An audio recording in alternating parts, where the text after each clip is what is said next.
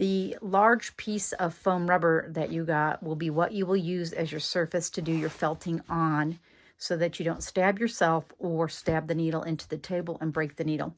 The needles, you should have gotten 2 of them. They would have been taped to your foam rubber. One will have pink on the end and the other will just have a black line on it. The black line means that it is a smaller one and the pink one is longer. So I just wanted to get real close to this so that you could see the little barbs that are on this needle. So you're going to, I have found that using the polyester stuffing actually makes your wool go further, because wool's kind of expensive. Wool is from a sheep and it does cost some money to get it. So what you're going to do with the polyester stuffing is you're going to take a piece and kind of stretch it out, and you're going to roll it up. And as you roll it, you're going to kind of keep rolling the edges in and making it really nice and tight, and make a little tiny ball there like that.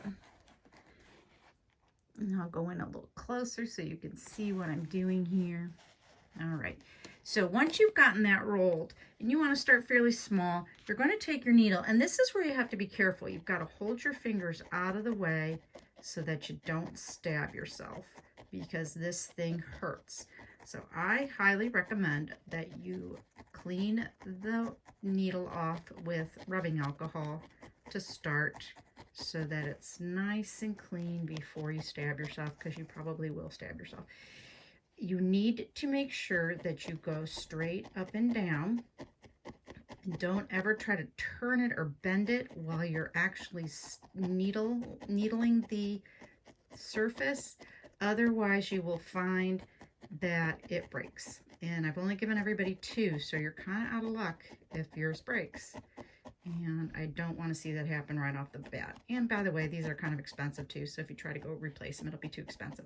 Now you'll notice that as I'm going, it's kind of fuzzy, and as I needle felt it, it pushes the fibers in and tangles them together.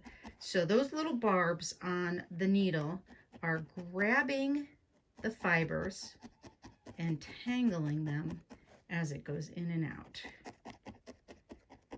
So as I continue to work, I will make a nice solid surface. Keep turning it as I go. You can see that this is still pretty squishy, but it's harder than, like, say, this guy, who's a lot looser, because I started a little smaller and I'm going to add to it. And it is probably a little smoother or a little harder than this guy. This is the core wool. This is the polyester stuffing. So stuffing comes first, and then you go to core wool. Now I want to make this bigger. So what I'm going to do is I'm going to wrap another piece around it, kind of almost like you're wrapping up a ball of yarn. And you can be a little bit less specific with this